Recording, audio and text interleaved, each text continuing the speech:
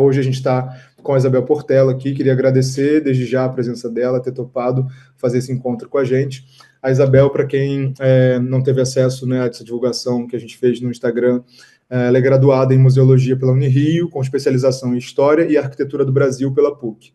Além disso, ela é mestra e doutora em Crítica e História da Arte pela Escola de Belas Artes da UFRJ, e atualmente ela atua como coordenadora e curadora da Galeria do Lago, no Museu da República, no Rio de Janeiro.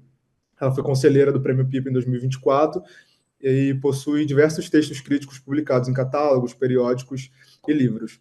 Isabel, novamente, agora, né, diretamente para você, muito obrigado pela sua presença e a palavra é sua, por favor. Pode dar a sua aula, o seu momento, que a gente está aqui para te ouvir. Olha, queria agradecer muito a Natan por esse convite. É sempre muito bom, né? Eu tenho esse trabalho todo aí, curadoria, história da arte.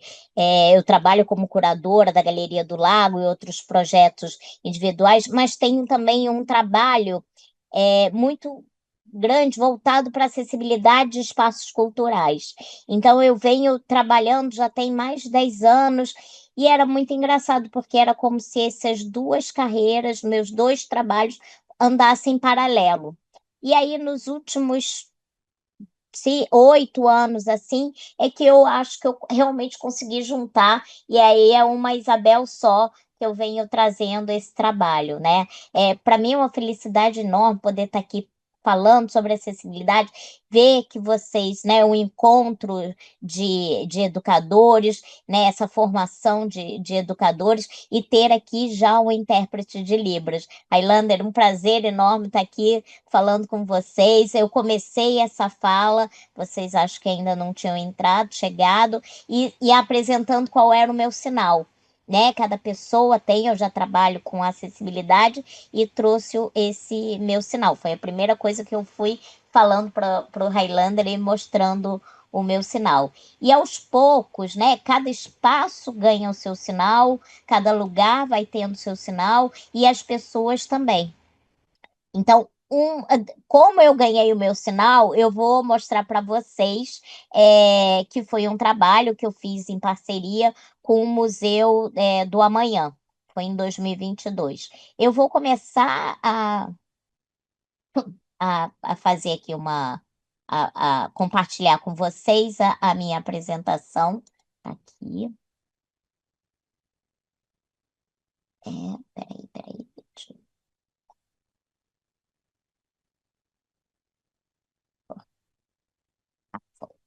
Vocês estão vendo? Estão todos vendo a apresentação? Acho que Sim, tá, então tá bom. Então é isso, né? Eu trabalho com arte, sempre trabalhei com arte, com corpo. A minha tese de doutorado foi em cima do corpo, o corpo experimental dos anos 70.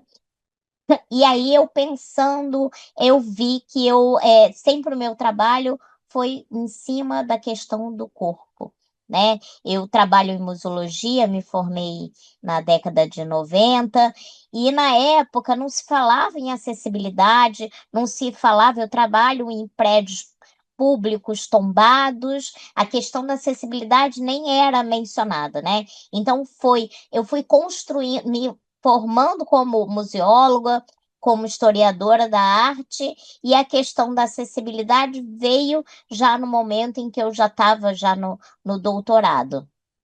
Então, vou começar a passar aqui, né? Eu, como uma pessoa com deficiência, eu nunca me vi, né? Então, qual era o minha questão, né? Eu tinha que, para trabalhar, para fazer as coisas, a minha deficiência nunca foi um ponto ressaltado. Era como se eu não fosse uma pessoa deficiente, que eu não tinha. Eu trabalho, né, num prédio que tem uma escadaria com mais de 60 degraus para se chegar ao piso nobre, né, o que tem. Eu sempre trabalhei ali com a questão da museografia, na parte do museu e tudo, mas a questão da acessibilidade nunca foi tocada. Era como se a minha deficiência nem existisse, né? Eu não trazia isso como um primeiro plano. E aí foi aos poucos, essa consciência e uma consciência minha dentro desses espaços, que isso sim. né? Não era que eu quisesse esconder isso, mas que isso não vinha em primeiro plano. Então, eu sempre precisei trabalhar a questão da minha formação, doutorado, e trabalhar com as questões. Fiz algumas curadorias em questões assim de proporção de tamanhos, obras gigantes, obras pequenas e tudo, mas isso. E eu sempre fui muito tranquila com relação à minha deficiência, isso não foi o problema, mas é que como a invisibilidade da deficiência para me posicionar como profissional. Hoje isso já está resolvido, já está estabelecido e não é uma questão, mas para que eu me sentisse, né, me posicionando, isso não vinha para que eu não trouxesse uma dificuldade, uma problematização para os museus em que eu estava trabalhando. Então, era quase uma questão de é, superação, eficiência e deficiência. Então, eu precisava sempre me colocar super eficiente para que a minha deficiência não pudesse ser vista ou enxergada, né? Então, mas isso a gente está falando de década de 90, do início dos anos 2000. Aí, realmente, em 2015, isso já está superado, isso já está visto, e aí é o momento em que eu junto a questão da curadoria com as artes visuais. Então, hoje eu vou apresentar para vocês 4 projetos de que eu venho desenvolvendo, que eu desenvolvi exatamente juntando as artes visuais e a questão da acessibilidade. Eu estou apresentando aqui, primeiramente, para vocês, um projeto que eu apresentei na Caixa, que foi um edital que eu ganhei, e eu trouxe arte para sentir. Né? A gente que vem das artes visuais, a gente acha, né, que as artes estão ligadas e aí a um só sentido, que é o sentido da visão, né? Só que a gente somos seres humanos e nós somos munidos de 5 sentidos pelo menos, né? Tem o tato, tem a audição, tem o paladar, tem os cheiros através do nariz. A gente pode sentir o mundo a partir desses outros sentidos. E por que também a gente não pode acessar as artes por esses outros sentidos? Então, essa exposição eu proponho, eu fiz um convite a 6 artistas que as suas obras seriam tocadas, experimentadas, de todas as maneiras possíveis. E não só por.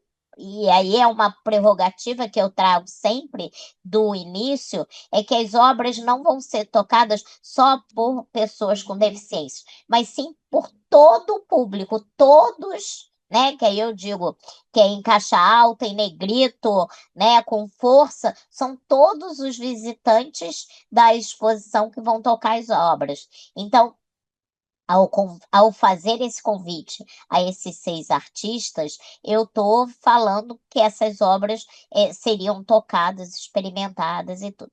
Então, essa foi uma exposição que aconteceu tanto na Caixa de São Paulo quanto na Caixa de Brasília.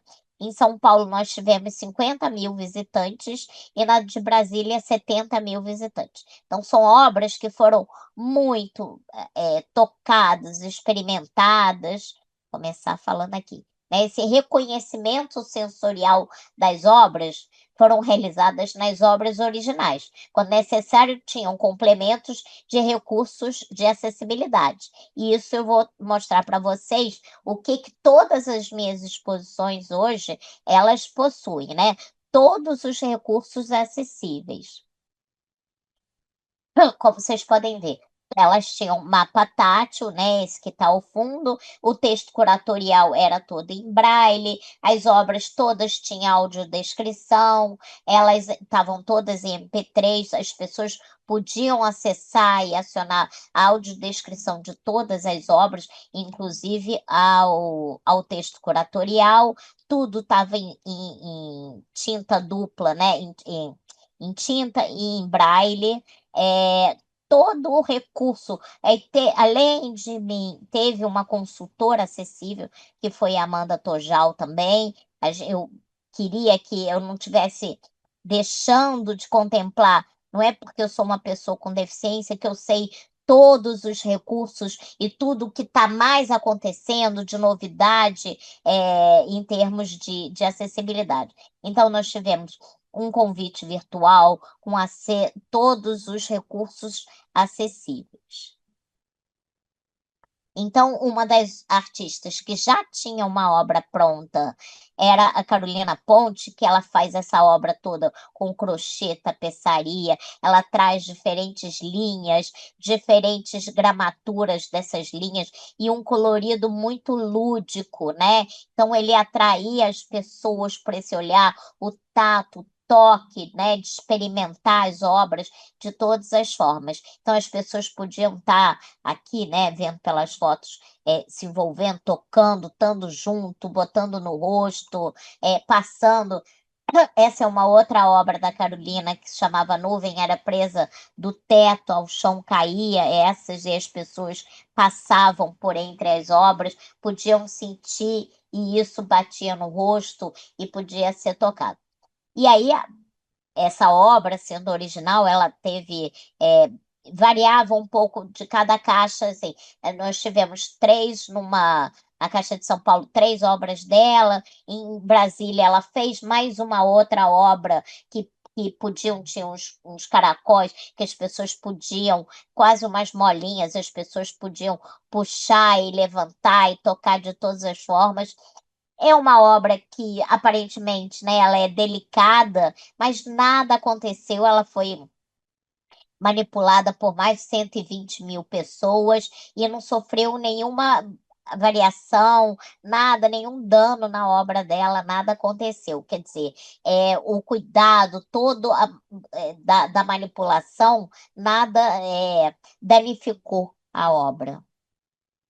Outro artista também foi o Flávio Cerqueira, que tem essas obras em metal, em bronze, e que o detalhe é uma escultura contemporânea e as pessoas podiam tocar. Vocês veem ao fundo que tem um mobiliário que ele é vazado no centro, onde a cadeira de rodas pode se aproximar, as pernas das pessoas, então elas se aproximam da bancada e sempre prestando atenção no mobiliário todo, né, no piso podotátil, e são todos recursos acessíveis que a gente faz muita questão que tenham, e hoje em dia pensar uma exposição sem que isso seja levado em consideração não tem mais, não faz mais sentido isso, né? Isso foi uma Então, essa exposição Arte para Sentir aconteceu em 17 e 18. Né? Mais um detalhe de uma obra do Flávio, né? Essa obra é, se chama Iceberg, que tem o gelo, as pessoas tocando. Eu fiz várias visitas com grupos de pessoas cegas, porque eu queria que elas sentissem e percebessem o detalhe da obra do Flávio na obra. Esse o Invisível também, o Flávio também variou entre 4 e 5 obras em cada uma das caixas e todas. E aí foi muito. Tanto o Flávio quanto a Carolina já tinham obras prontas, né? E aí eu vou falar os artistas que fizeram, né? O Romano construiu, é uma obra sonora, aí a gente está trabalhando a questão toda auditiva. Ele criou essa aranha gigantesca, que ela tem 5 metros de altura e 8 caixas de som. E aqui ele está falando, ele levou o mar para essas exposições, é o Mar sobre o Mar. E aí são duas cidades, que é o centro de São Paulo e a cidade de Brasília, que não tem o mar perto, né? E aí a pessoa se colocava no centro dessa obra e sentia o som do mar batendo, e isso levava elas a sentirem estarem perto do mar e da praia. Essa aqui é uma outra obra que aí já teve lá na Caixa de Brasília, que é Turbina. são várias vozes e várias falas em que as pessoas colocavam os ouvidos ao longo, na altura desses tubos de PVC e saíam esses sons daí de dentro da máquina, dessa grande estrutura, dessa instalação. Outro trabalho que é de um coletivo do Rio de Janeiro, chamado o Pavivará, que é chamada essa obra, chama Fonte de Refresco. Então, são 6 refresqueiras com variadas cores e que as pessoas podiam botar experimentar isso e sentir essas cores. Não eram sucos, eram água saborizada e que as pessoas podiam misturar as cores, brincar também como se fossem tintas.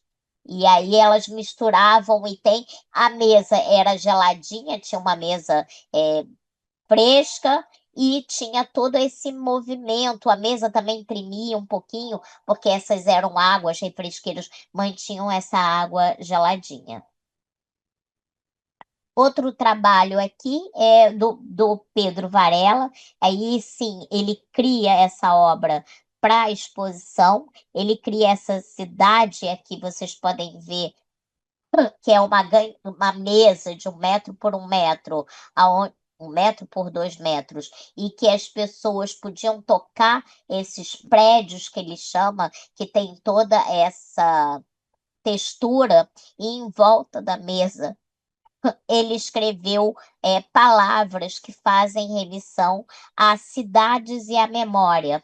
E aí tinha uma lista de músicas no setor, um pessoal do educativo, em que as pessoas liam essas, né, em braille, em tinta, e viam palavras e sugeriam músicas que tinham essas palavras. Então, era um momento de grande encontro da visita.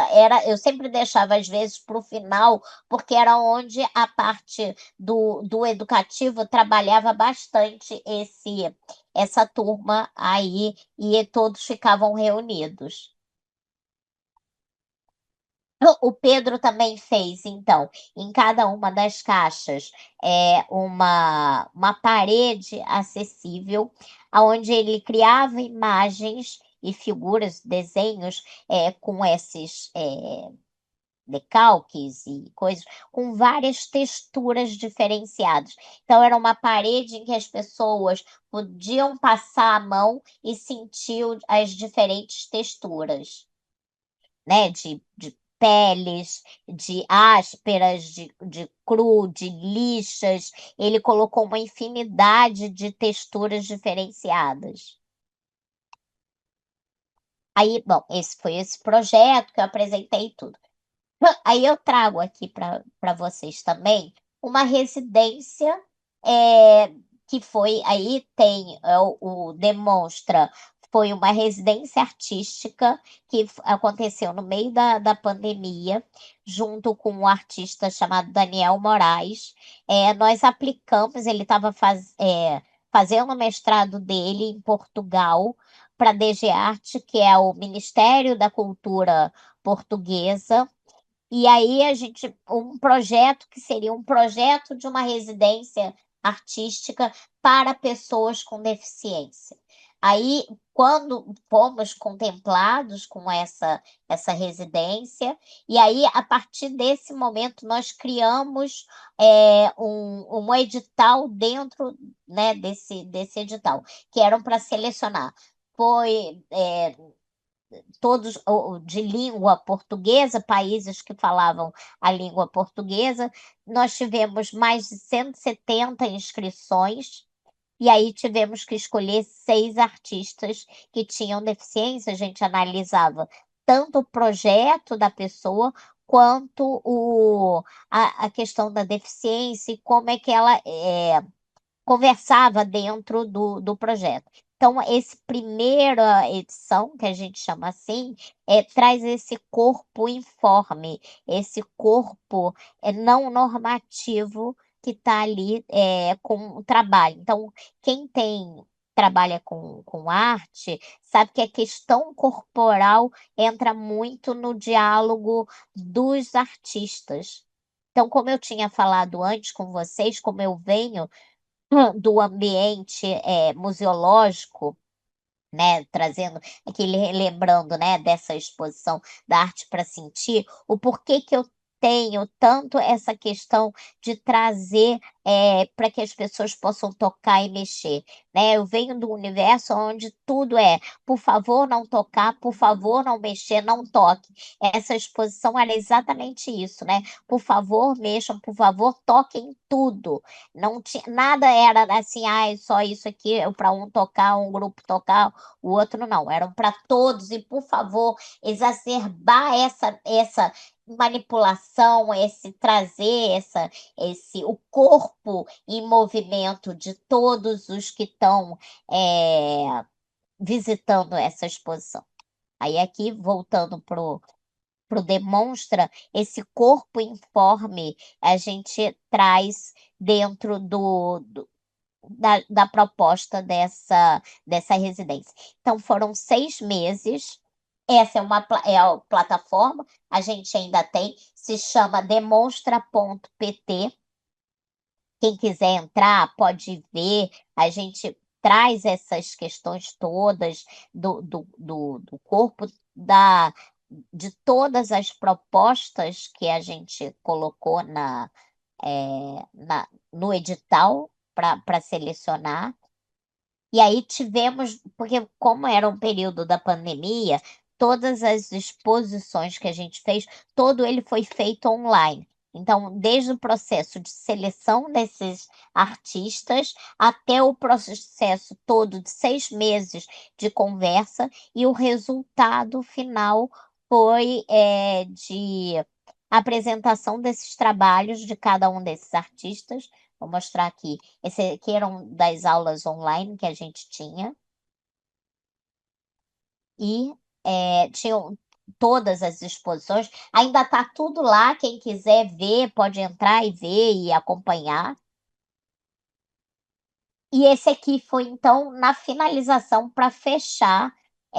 E teve como era uma bolsa toda paga pelo governo português, a gente tinha 2 intérpretes de Libras, né, de língua de sinais, que era o nosso Libras, que é o português brasileiro, e tinha um intérprete português de Portugal. Então, a foto, eu acho que eu tenho aqui, não, é a foto onde tinha acontecendo todos os palestrantes e os intérpretes, era uma câmera bem cheia, com todo mundo ali funcionando, porque tinha o intérprete de Libras, o intérprete de português de Portugal, os 2 palestrantes, quem estava coordenando a mesa, e isso funcionou para todos os dias. E aí isso foi um projeto ligado para pessoas com deficiência. E aí vou apresentar aqui para vocês também um projeto chamado Entre Museus Acessíveis. Foi um projeto em parceria com o Museu do Amanhã. A gente criou um acordo de cooperação técnica entre o Museu da República e o Museu do Amanhã. Eles já tinham feito uma edição anterior, e nessa edição a parceira era o museu, a instituição parceira era o Museu da República. Da parte do Museu da República era eu, e eles lá tinham uma equipe de 10, 15 pessoas. Então, eles forneceram os educadores. Aqui, essa imagem que vocês estão vendo é a Duda, que é a educadora cega do Museu da República. Tinham outros educadores. Eu fiz um roteiro do que podia ser tocado. Eu fazia a explanação de todo o Museu da República, tudo que tinha da história do museu. Eu já estou lá há quase 18 anos, então eu sei toda a história do palácio, da casa, eu falava, e os intérpretes, tanto a Duda, quanto o Bruno, que é o intérprete surdo, eles faziam as traduções e guiavam o grupo. Eles aqui estão vendo, tem uma foto deles andando pelo jardim até chegarem a, ao palácio, né? Que eles viam. Eu fiz, como é um prédio do século XIX, tombado, nem tudo pode ser tocado, e vocês estão vendo no educador aqui no grupo da frente, tá andando com uma maletinha. Porque a gente fez essa maleta acessível com alguns objetos que podiam ser manipulados e tocados ao longo de todo o. Quando passava, a gente contava as histórias dos salões, e aí eles tiravam da maletinha os objetos, e aí fazendo uma relação com o que estava sendo narrado. Ao mesmo tempo, eu fiz esse roteiro com algumas peças dentro do palácio, do que podia ser tocado, e isso fez fazer essa visita. Foram 9 meses de visitas, todas as quartas-feiras acontecia no Museu da República a visita, e às sextas-feiras esse mesmo grupo ia ao Museu do Amanhã. Eles agendavam, faziam contato com os centros, os locais, traziam os grupos. Então, uma semana era um grupo de pessoas cegas e no outro semana era um grupo com pessoas surdas. Mais ou menos era intercalado, às vezes vinha mais, o grupo teve mais pessoas cegas do que surdas, que eles conseguiam entrar em contato.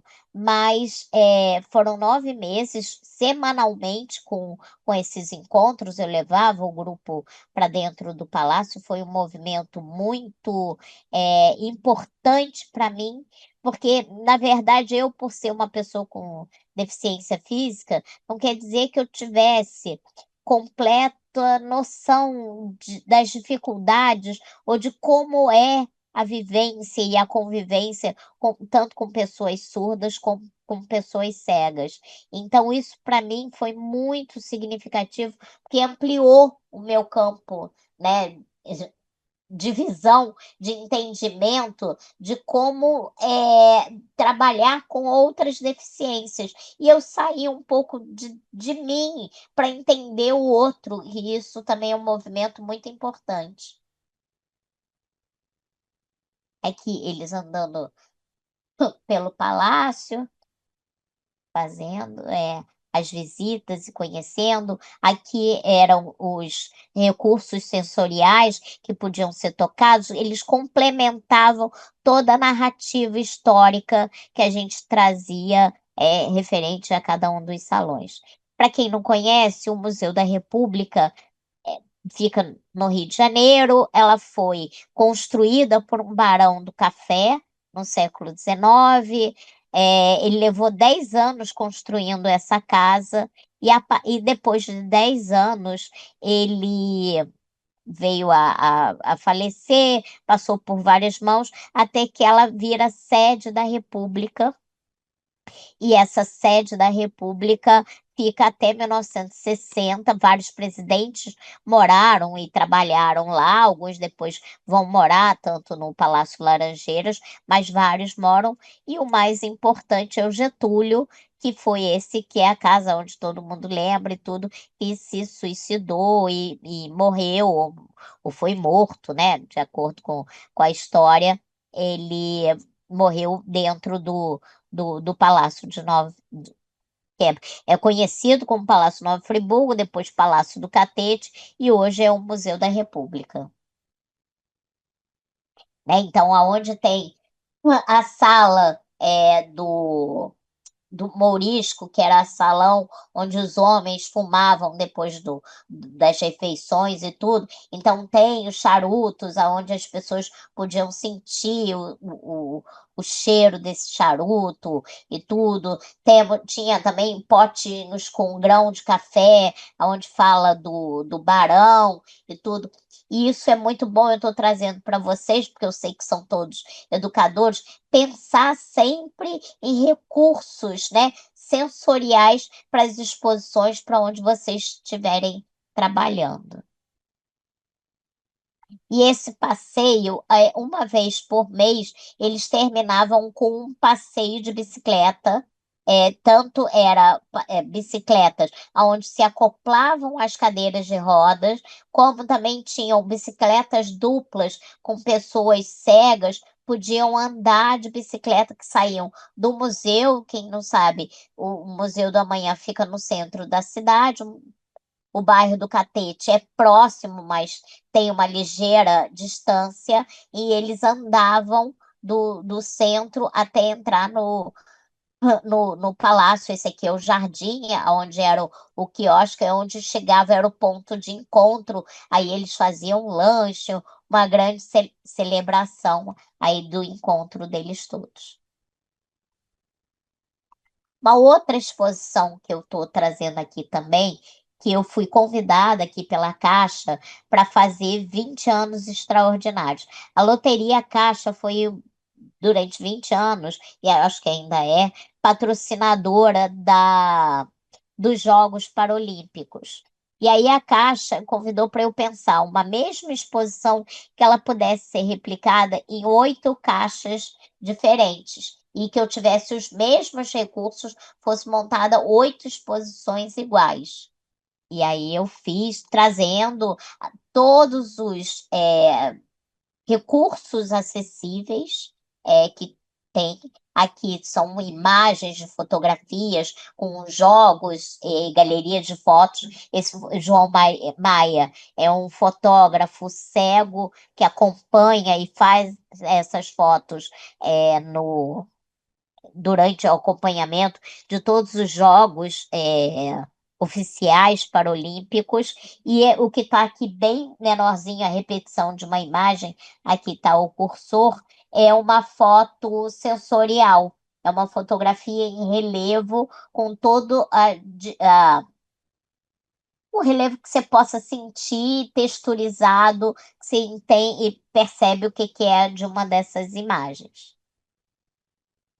Aqui tem também falando, são depoimentos desses para-atletas, e aqui a gente colocou esses fones, onde sai o áudio desses depoimentos em diferentes alturas. Era uma parede onde saíam esses áudios, que tinham esses cones, e cada pessoa com um diferente, em cadeiras de rodas mais baixas, mais altas, pudessem ouvir e escutar esse esse som, essa referência aqui ao depoimento do atleta. Aqui de novo Pedro, e aí, como ele não podia fazer uma instalação em cada uma das caixas, ele fez em MDF essas esculturas, essas que eram presas na parede com várias texturas, igual o projeto que ele tinha feito, só que elas foram, para cada um ele fez um kit de tantos adereços e distinções, e essas texturas iam para caixas diferenciadas.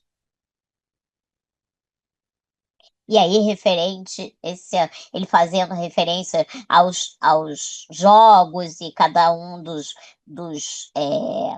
como é que se diz? Aos jogos, né? Aos mobilidades e de jogos e pessoas dentro de cada uma dessas caixas. Então, a gente tinha já a parede, foi uma exposição em que tudo foi muito planejado.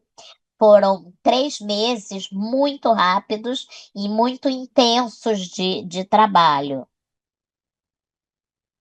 Odros é um artista que era lá de Brasília. Ele é um artista surdo. Odros é surdo, ao contrário. Ele grafitou, é um grafiteiro de Brasília. Ele fez a grafite nesses tambores.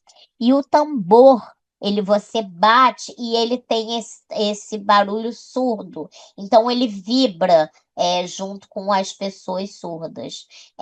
Tem no corpo, né? No momento em que você está batendo, tem toda essa vibração. Então ele fez ele grafitou para cada caixa. A gente fez uma seleção de 3 tambores e eu perguntei a ele, porque eu já tinha feito a arte para sentir, que tinha um trabalho nesse PowerPoint. Eu não tinha colocado, mas tinha um trabalho do Ernesto Neto, que tinha o tambor também, e que as pessoas podiam sentir o trabalho dele, o bumbo fazia essa vibração. E aí eu me lembrei disso, perguntei a ele, a gente colocou essa baqueta em cada um desses tambores e tinha essa mesma vibração. Tinha o barulho, mas também tem a vibração. Um outro artista que eu convidei foi o Heleno Bernardi, que tem esse colchão em formato de homem, nessa posição é, fetal, assim, e eles são colchões em que as pessoas podiam deitar, podiam se encostar, podiam brincar eles são montados e são encaixados, e ele com esses botões e tudo, as pessoas podiam manipular e se juntar a eles, né? Rolar, era uma área de bastante interação do público. E aí é uma novidade para mim que eu coloco a questão toda olfativa na obra. A Carola Braga é uma artista que eu conheço já estou trabalhando, e eu pude introduzir ela a esse trabalho. Ela cria essa instalação imersiva e ela coloca nas fitas, ela para um processo que ela aprendeu de encapsular os cheiros na fibra do tecido da fita. Então ela fez exatamente essa instalação. Além das pessoas passarem por essa instalação, tem o barulhinho todo das fitas, do metal que se batia, e a fita batendo na pele da pessoa exalava o cheiro de grama, de terra e de madeira, né? Então a gente fez a instalação de tal coisa que tinha as seções de cada uma dessas áreas, e as pessoas passavam pelos cheiros. Então passava e se você esfregasse um pouquinho mais a fita, você sentia o cheiro. Na sala já era essa mistura, tinha o cheiro da grama, tinha o cheiro da terra molhada e tinha o cheiro da madeira, fazendo referência às várias modalidades dos esportes. Como vocês podem ver, tudo tinha mapa tátil, a legenda, tanto em tinta quanto em braille, a foto digital em braille também. A Amanda, mais uma vez, eu convidei a Amanda para estar junto comigo. Ela fez esse aplicativo, onde ela colocou todos os recursos de acessibilidade. Então, você acionava os vídeos em Libras, você acionava os áudios, você podia acionar tudo aí por esse aplicativo que estava lá, era só touch. Tinham os educadores que orientavam também as pessoas, mas tudo ali era acessível. As legendas. Esse aqui. Então, esse aqui é um primeiro que eu vou mostrar a vocês, e eu vou passar agora. Não sei se a gente faz uma leva de perguntas. Eu vou mostrar, porque eu acho que eu tenho tempo aqui. Eu vou. Cadê? Vocês são educadores. Ok.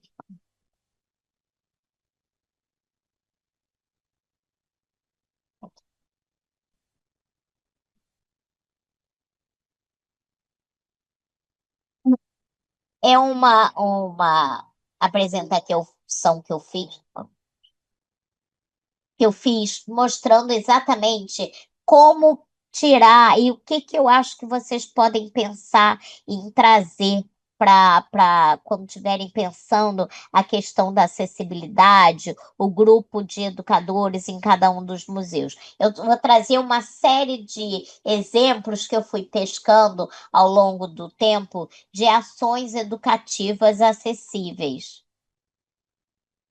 Então, tem toda essa obra tátil, né? Esse aqui é uma obra do quadro de Cavalcante, que foi feito uma maquete, né? Toda em espuma, aí tem o cabelo. Isso foi feito por uma equipe, aqui está até a Amanda no fundo, ela fez essa maquete acessível, mas ela pode ser feita de várias maneiras. Foi feita essa máscara, tem o trabalho, a fotografia, e ela criou toda essa estrutura do homem, do corpo grande, do que está ressaltado, que é a boca e tudo, o cabelo, e ela fez o corpo ali.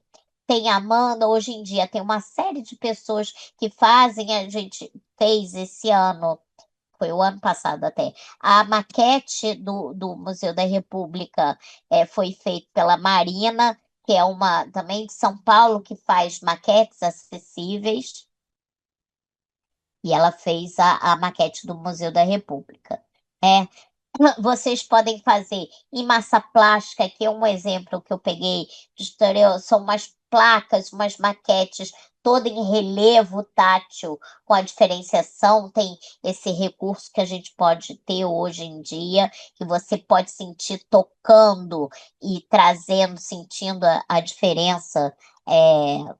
Do que está em relevo, em baixo relevo, essa massa plástica, né? Uma argila, vocês podem trabalhar isso. O quadro, né? Essa aqui é uma anunciação. Eles fizeram uma maquete. Vocês podem fazer em maquete 3D, podem fazer mais planar. Foi aqui, como vocês podem ver, também tem feito em massinha, em coisas. Tudo que as pessoas podem, o que elas não estão vendo, tudo que é pintura, o que é chapado, né, em bidimensional, vocês podem criar recursos tridimensionais para que as pessoas possam sentir, entender a estrutura da cena. Aqui também continua, né? Uma massinha, um conjunto. Isso tudo foi criado e feito especialmente para essa obra do Lalique. Existem também papéis com outras gramaturas e colocar essas diferentes gramaturas. Isso também ressalta na diferença, na textura de um quadro, um trabalho que seja mais bidimensional. Vocês podem trazer e trazer as diferentes texturas. Aqui, pessoas experimentando e sentindo em outros museus e espaços.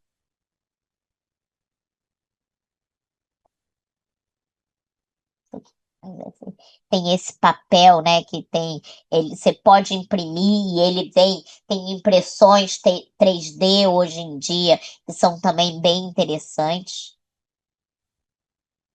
Eu vou passando aqui. Aqui tem no Belas Artes e na Pinacoteca de São Paulo, seleção de obras, como eu fiz, as pessoas tocando o portão, o gradil ali do Palácio da República. Aqui algumas obras que são em metais e tudo, que não causam danos, né? É sempre uma questão um pouco conflituosa entre a museologia e o educativo, mas a gente sempre procura achar o meio do caminho, né? Uma rotação de objetos para que eles possam ser tocados. Madeira, às vezes, não tem problema, o que está em metal, bronze, pode ser tocado, isso não afeta,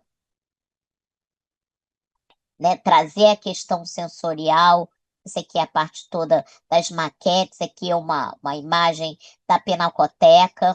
Eu queria trazer isso mais para vocês verem que a gente pode ter outros recursos.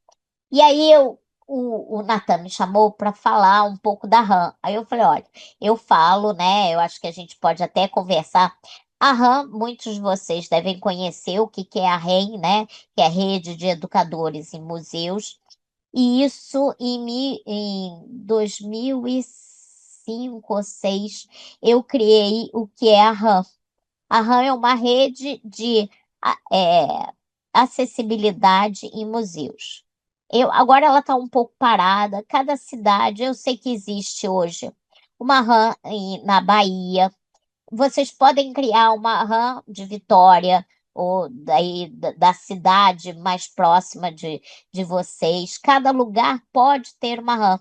O que que ela é na essência, né? É uma troca de ações do que está sendo feito de acessibilidade em cada um dos lugares, dos museus, centros culturais, tudo isso é para uma troca, é uma reunião para se discutir a questão de acessibilidade. Não é só para Muro das Lamentações, porque a gente sabe que é uma dificuldade a gente conseguir recurso para colocar, para fazer ou para trazer a questão da acessibilidade, mas é para troca, principalmente para isso, para que vocês, que alguns museus não precisem estar inventando tanto a roda, mas para que trocas de experiências. Olha, eu fiz isso, mas funcionou em tal lugar. Eu tenho vontade até desse ano voltar a trazer a RAM, mas eu realmente, durante muito tempo, o pessoal do Museu Nacional estava dando continuidade à RAM. Mas eu sempre convido e querendo me chamar, eu estou junto, eu ajudo a formar, mas o importante é que ela trata de ações e de ideias de espaços locais para tratarem da RAM. Eu acho que a gente pode agora trocar mais informações e trocar aqui pelo bate-papo. O que que vocês acham? Oi, Isabel, né? Obrigado.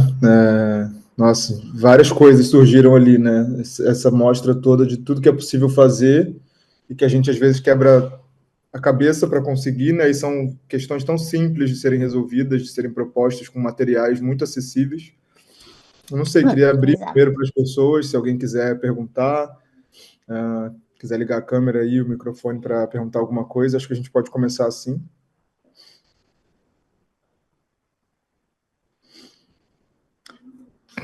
Enquanto as pessoas se voluntariam aí, se organizam, eu fiquei pensando várias coisas, mas eu vou colocar já uma delas na roda, que você falou que já está trabalhando com essa questão da acessibilidade, né, há 10 anos, né, e Isso. falando isso profissionalmente.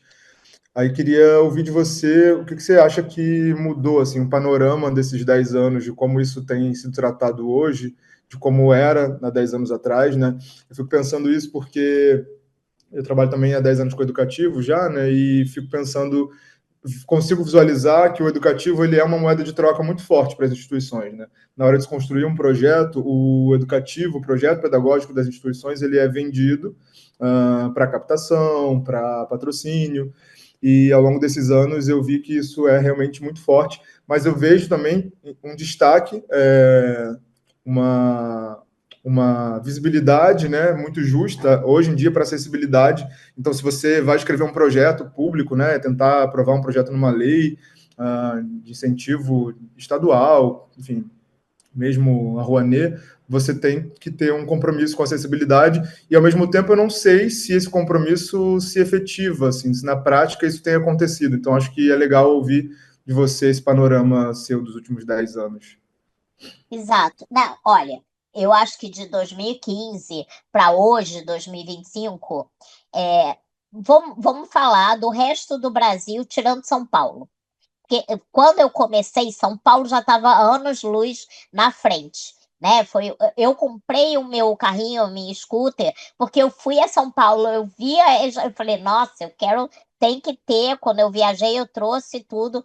Eles estão realmente, em termos de acessibilidade e inclusão, porque acessibilidade e inclusão, nem tudo que é acessível é inclusivo. E eu posso até falar um pouquinho sobre isso, né? Mas a gente andou, tem caminhando e está caminhando, né? Ganhamos coisas. Eu acho que a gente vê um seminário para a formação dos educadores tendo intérprete de Libras, eu acho já assim, isso vai falar assim, ah, mas isso é fundamental. Mas às vezes quem está na frente lá, que eu digo que a acessibilidade, ele precisa estar incutido na cabeça tanto do diretor quanto quem está no receptivo.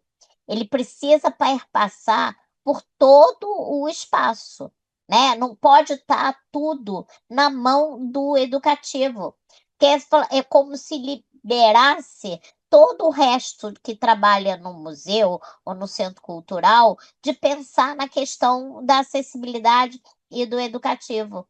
Ou quando vai pensar uma exposição, monta ela, pensa ela todinha. Aí, quando já está nos finalmente dela toda montada, aí chama o educativo para falar. Eu sei, né, dessa questão. Da mesma forma, aí, olha, escolhe uma peça, que essa peça aí vai ser acessível, a gente vai fazer uma maquete ou vai fazer uma obra tátil, mas escolhe uma. Do que adianta para uma pessoa que não consegue ver, não consegue enxergar, uma única peça? Ela vai ter noção da exposição? Então, hoje em dia, vou fazer uma exposição do Mulambo, em Saquarema. Pode não ir nenhuma pessoa com deficiência, mas tudo está com autodescrição. Tudo foi autodescrito, tem toda a descrição, tem um contexto e com sonorização. Estou trabalhando com uma equipe agora maravilhosa. Então, as coisas precisam ser feitas, mesmo que não tenha aqui ninguém indo. Então, a gente precisa fazer e fazer e fazer para que o público saiba. Foi o que eu estava falando. A pessoa com deficiência, para ela se locomover na cidade, sair e fazer as coisas, elas precisam ter muita noção do que está esperando por ela, o que ela vai encontrar nessa exposição. Então, ela precisa saber, e a primeira fonte que ela vai ter conhecimento é a partir do site da instituição. E se o site da instituição não tiver todo dizendo o que ela tem, se tem rampa, se tem audiodescrição, se tem objetos táteis, se ela é acessível para quem e como é isso, né? Então, isso é muito importante. Então, eu acho que a gente tem que fazer e fazer e fazer sempre para que cada vez mais isso vire comum, né? Assim, da mesma forma que uma lei Rouanet, você não é aceito seu projeto sem que entre a acessibilidade, hoje ela não é só você não está só cumprindo a lei, né? Cumprindo assim, eu tô ali, check, acessibilidade, eu vou dizer que vai ter uma visita guiada para um grupo, eu faço aquilo ali meia hora e tá batendo. Não, hoje em dia você tem que comprovar. Ela tem que estar acessível, tem que estar certas coisas. Antigamente, né, assim, eu gosto muito de trabalhar com o censo de 2010. Em 2010, o censo dizia que 24,95% da população tinha algum tipo de deficiência. Esse nosso último censo de 23, 22 ou 23, eu acho que ele foi, e muita gente tem, como isso também com o discurso, ele foi subnotificado. O que acontece? Não foram feitas as perguntas. A pessoa tinha que dizer que ela era deficiente, porque não tinha pergunta nenhuma relativa no questionário do IBGE relativo à questão da deficiência. Então, as pessoas não traziam essa questão dentro. O de 2010 já trazia, o de 2022 já não trouxe isso. Então, ele ficou bem subnotificado. E, e é isso, né? A gente tem que ir trabalhando para que isso a gente recorrente. E veja, eu acho que tem um panorama grande, mas eu acho que a gente ainda tem uma estrada muito grande ainda para trilhar. Paula, eu vi aí que você está levantada, pode perguntar. Olá, Bebel, boa noite. Tá me escutando? Ah, Tô sim, tá sim? tô. Hum, Bebel, fantástico o seu trabalho, que beleza. que Eu- bom que você gostou. Tudo que você faz, né, de discutir e trazer para a realidade, a acessibilidade, né? Eu trabalho no museu, eu trabalho com educação ambiental, o museu que eu trabalho é um museu de cetáceos, baleias, golfinhos, é um museu marinho, mas que nós não temos animais. Então, a questão, várias questões que você colocou como questões de acessibilidade para quem tem necessidades especiais, né? Elas também lá na nossa realidade, elas também vão atender um público que é o público da primeira infância, que é o toque, o estímulo olfativo, o estímulo tátil, tudo isso não vai atender somente quem precisa, quem tem essas necessidades especiais, mas também a primeira infância, né? A gente recebe bastante criança. E eu tenho uma curiosidade muito específica, porque eu já venho pensando nisso há um tempo. A gente já tem, meio que de improviso, mas tentando atender as necessidades dos nossos visitantes, a possibilidade do visitante tocar em tudo. A gente tem réplicas em tamanho natural, é o mais fácil, mais rápido de resolver, né? A gente tem réplicas em tamanho natural de todos os golfinhos que a gente tem na costa brasileira, né? Então a pessoa chega lá, eles estão suspensos, né? E aí a pessoa pode tocar no corpo dele todo, eu mantenho sempre limpinho, né? E inclusive a criança também. Mas tem uma coisa específica que eu sempre quis fazer. As baleias, quando elas vêm para a costa brasileira, elas estão chegando agora, vão embora só em outubro, elas vêm se reproduzir. E os machos cantam, eu não sei se todo mundo sabe disso. A gente sabe porque a gente vive isso, né? Então, os machos, eles têm uma cantiga, e essa cantiga tem um padrão. Cada temporada o canto vai ser de uma forma e não de outra. Então, tem diferença, muda de um ano para o outro, muda de grupos. Mas aqui no Brasil a gente vai ter uma música só, um hit, né? Todos os machos vão cantar o mesmo hit. E a gente já usa uma filmagem que a gente tem do canto das baleias e ela fica lá passando e o canto dentro do salão enquanto a gente não está apresentando nenhum filme.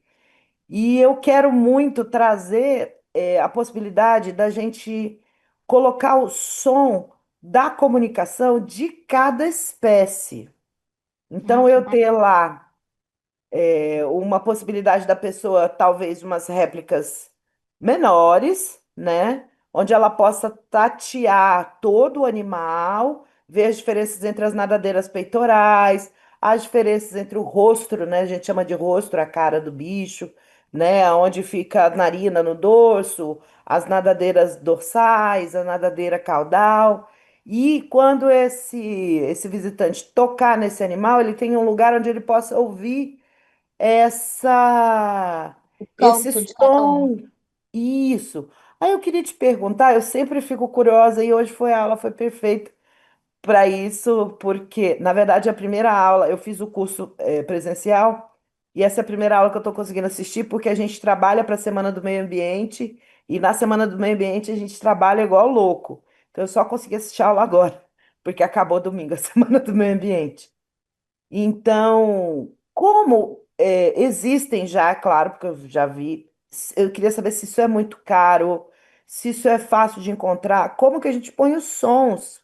Porque, por exemplo, eu quero ter conchas, a gente chama de malacologia, né? Uma ciência também, que estuda as conchas. Então, eu quero ter conchas do litoral brasileiro e talvez as pessoas podendo, talvez conchas em 3D, não sei, podendo pegar essa concha na mão, sentir ela e ouvir, né, a história dessa concha. Ah, ela tem um animal dentro, ela não tem, em que praia que fica, ela é ela é oceânica, ela é costeira. Dessa pessoa poder tocar nessa concha e acionar o som. Como que você acha que é o jeito mais fácil. Tem uma gravação dentro, talvez o dispositivo na parede. Esse daquela exposição dos anos extraordinários, era tudo acionado com um botãozinho e tudo. A gente sabe que a gente trabalha quase sem recurso, que tem que ser. A tecnologia é um grande aliado, mas também é um grande problema, Custo. né? Aham. Custosa, e se ela quebra, ela vai ficando obsoleta também, né? A gente acaba entrando com dinheiro e depois ir ficando obsoleta e tudo. Eu acho que você pode, eu não sei, alguém aí que trabalha na cidade, eu acho que acionando o som, eu fiz uma exposição no Rio de Janeiro, sobre o Rio de Janeiro, em que eu fiz uma sala, ela era contando a história do Rio de Janeiro só através de som. Não era de sinos de igreja, pessoas andando na rua, vendendo, mas era uma instalação. Aí eu chamei um grupo, que aqui no Rio se chama Boca do Trombone, que trabalha com som e instalação de sons. E aí deve ter na sociedade, porque aí é uma coisa mais de recurso tecnológico, né? É. O que que aconteceu? Eu disse o que eu queria, e aí a gente teve uma equipe de produtores para fazer. Eu Uhum. acho que ter uma mesa em que tem ações e no que você retira aquela concha, aquele som sai daquele lugar, daquela concha específica. Quando você devolve o som a concha para a mesa, aquele som para, e quando você retira uma outra concha, aquele som sai. Eu acho que uma mesa, Perfeito. pensando nesse. O Estou próprio pensando com você. o próprio parque, ele tem uma instalação fantástica, eu amo, minha neta também, que são umas casinhas de passarinho que quando você passa na frente, elas têm essa sensibilidade, você passa elas têm um sensor. Quando você passa na frente, se você chega pertinho da casinha, sai o som da ave. E não, é uma música do Lucas Martins, que toca handpan. É fantástica essa instalação, muito legal. Eu também vou aproveitar e perguntar lá no parque, né? Já que o parque é nosso parceiro aqui. Mas muito obrigada. Tá, que bom. Tô aqui também. Qualquer coisa pode procurar e a gente vai discutindo, vai chegando lá. Obrigado, Paula, pela pergunta, né? E eu estava falando agora de uma obra que a gente tem no nosso acervo do parque, que chama Voar do Oscilar, que é uma obra que o Rick Rodrigues e o Lucas fizeram. O Lucas é o músico, né? Que ela falou que ele toca handpan, através de um mapeamento de aves que, né, habitam o parque ao longo do ano, né, foi mapeado que 59 espécies de pássaros vivem no parque, né, ou passam pelo parque ao longo do ano, e aí eles escolheram 10 dessas aves e fizeram uma música a partir do canto dessas aves, e aí uma instalação que fica no gramado, né, com umas casinhas, e quando você passa em frente a elas, elas tocam essas músicas, e além disso você pode ir atrás da casinha e tem um QR Code que leva para o Spotify com a música, né, então você pode levar a Olha, música aí, fora do. o QR Code é ótimo, porque ele põe você grava as faixas de audiodescrição, você põe no QR Code, as pessoas acessam, ou você coloca lá nessa exposição. Eu tinha a caixa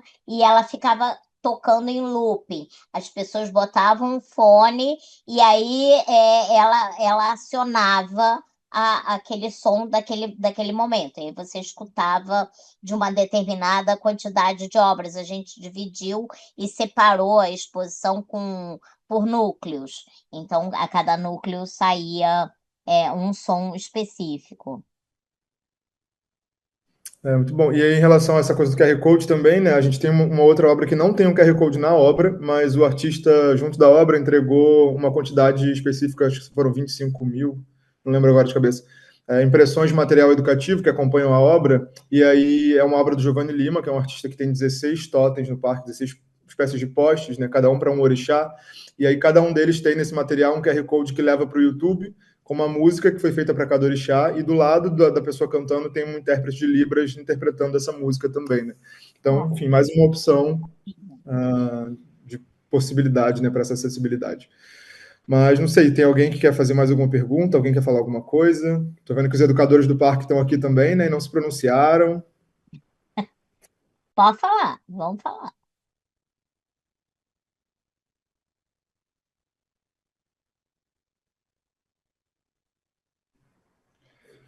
Bom, não sei, se ninguém quiser. Ah, tem uma pergunta, alguma coisa no chat aqui, peraí. Trabalho muito rico, parabéns. Maria Luísa Galache, que é uma das educadoras do parque. Ah, que bom, obrigada, Luiz. Bom, se ninguém quiser falar mais nada, perguntar mais nada, se ninguém tiver mais nenhuma dúvida, acho que a gente pode passar a palavra para a Isabel para ela ir encerrando o encontro. Não sei se ela quer falar mais alguma coisa. Você tinha falado sobre a diferenciação entre acessibilidade e inclusão também. Eu já tinha visto algumas imagens anteriormente sobre isso, né? Já li sobre isso, mas acho que era legal também, talvez, se você quiser falar, não Isso, sei. posso falar. Porque é o seguinte, não adianta você colocar todos os recursos, né? Que é piso podotátil, recursos de Libras, audiodescrição, QR Code e tudo, se a instituição não está aberta. É isso que, assim, o tempo inteiro ter cursos de formação, de trocas, experiências relativas ao que você está trazendo, o que está da acessibilidade.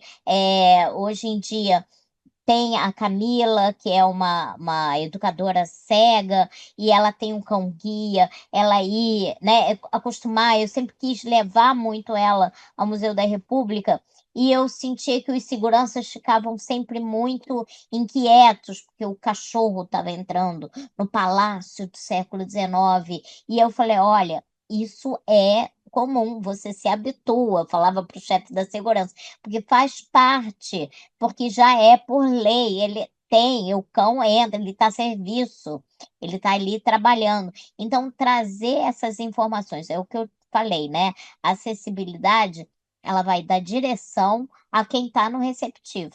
Isso que a gente chama de acessibilidade atitudinal, né? Então, você ter sempre cartilhas e trabalhar e falar pelo IBRAM. Agora, a gente está lançando, já até lançou o Acesse Museus, que é o que, como fazer, quais são as principais leis, trabalhar sempre, quem está no receptivo, o como trocar, como ajudar uma pessoa com deficiência. E aí é isso, né? Um museu, ele tem todos os recursos, mas ele tem o que está ali no receptivo é antipático, que não gosta, acha que entrar cão-guia não é normal, que isso não faz parte, isso não entra. Quando eu fazia as reuniões do grupo da RAM, eles diziam, ih, chegou a turma da Isabel. A turma da Isabel eram cadeirantes, pessoas cegas, surdas. Então, isso mata qualquer outro trabalho que tiver. Então, a inclusão é permitir, estar aberto, é literalmente incluir essas pessoas, porque os espaços, e quando eles são tombados, eles são do patrimônio, eles não foram, no século XIX, pensados que iam ter pessoas. Até então, as pessoas com deficiências, elas eram mantidas à parte, elas não entravam na vida social. Hoje, qualquer pessoa com deficiência, ela pega um ônibus, ela vai para a universidade, ela sai, ela trabalha, ela tem toda uma movimentação da vida social dela e ela está ativa. Então, ela hoje não está mais à parte. Então, a reivindicação dos espaços mais acessíveis é isso. Ele vai estar acessível e incluindo a todos. É por aí que a gente entende essa acessibilidade e inclusão. Muito bom. Tem alguém viu aqui no chat, não sei se você está lendo aí, mas a Adriana Silva disse boa noite, muito obrigada. Por favor, indicações de formação, cursos, oficinas para educadores visando acessibilidade. E aí talvez até outros profissionais também que você conheça e confie, indique que fazem esse trabalho também, que são referências nessa área. De cursos de formação, assim, em 2013, o Museu da República tem um curso que é feito pela Patrícia Dornelles, que ela é da UFRJ e está ligada ao Ministério da Cultura. Já tiveram 3 edições. A primeira foi no Museu da República. Foi uma pós-graduação em acessibilidade cultural. E essa pós, como é que ela aconteceu? Ela era uma pessoa indicada de cada um dos estados, normalmente ou eram secretarias de cultura de lugares dos estados, indicavam uma pessoa e pegavam pelo menos 5 pessoas de cada um dos 5 estados. E aí tinha uma vez por mês aulas presenciais, e, e aí tinha uma grade infinita ali de temáticas e tudo relativo à acessibilidade. E esse encontro eu tinha uma semana, que era uma semana intensa, aí voltava, no mês seguinte tinha de novo. E aí, isso aconteceu no Museu da República, no Museu Nacional, foi na semana do incêndio. Eu fui para a aula, assim, de abertura no Museu Nacional, que foi numa quarta ou numa quinta-feira, e ele pegou fogo num domingo. Foi uma coisa assim, a gente teve a aula inaugural e depois não teve que ser transferido depois para o Museu Histórico Nacional. Só que eu não sei se teve uma terceira, que eu não sei aonde teve essa terceira edição, mas eu não sei se eles têm tido sempre. Eu posso estar enviando para o Natan, e aí a gente, quando eu souber, olha, vai ter, volta e meia, eu faço parte de alguns grupos que a gente troca muita informação. Então, acessibilidade em museus, acessibilidade em espaços culturais, que aí fala um pouco, tem essa troca muito assim de cursos e tudo. Eu até agora, você está falando, eu vi aqui um que eu recebi, eu não sei se ele foi bom, como é que é, mas eu vou mandar esse post pro Natan e ele pode em algum momento fazer a divulgação aí para vocês. Bom, perfeito. Pessoal, a gente já enviou ali no chat a lista de presença para vocês assinarem do evento de hoje. E aí vou enviar agora também, já dizendo aqui, a gente já está subindo no canal do YouTube, né, do Parque, os vídeos das primeiras aulas. Então, as 3 primeiras aulas já estão lá. Até o final da semana que vem, né? Agora a gente já tem um feriado aqui amanhã, então não vai ser possível. Mas a gente vai subir o da aula de hoje. E vocês têm acesso lá, né? No primeiro encontro a gente teve o problema que nem todo mundo recebeu o link, então já podem aproveitar o feriado para assistir a primeira aula. E, Isabel, mais uma vez queria te agradecer realmente para a gente, né, em nome do parque aqui, de toda a equipe, é uma grande honra, foi uma grande honra te ouvir. Acho que a gente tem trabalhado e tentado se comprometer com a educação nesse sentido amplo, né? E acho que esse curso é uma grande realização para a gente. Então, ter você aqui nessa primeira edição realmente é muito importante e muito significante para a gente. Muito obrigado pela sua presença. Eu que agradeço, eu gosto muito de falar, eu acho que é muito importante a gente continuar falando, até que um dia isso não vai ser mais tão estranho assim, todo mundo vai fazer isso com tanta naturalidade. Natal, muito obrigada pelo convite e foi muito bom poder falar, tá? E sempre que precisarem, eu estou por aqui também. Muito obrigada.